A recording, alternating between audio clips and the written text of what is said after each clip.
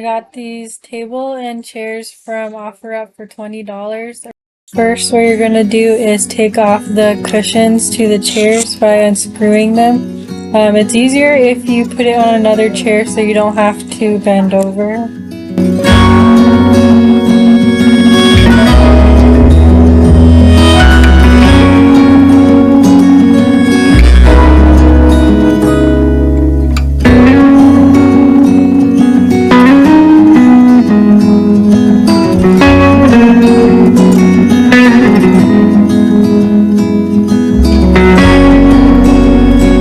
The hardest part is finding a color that you like, and then I also picked out a fabric that is waterproof so it's easier to clean up.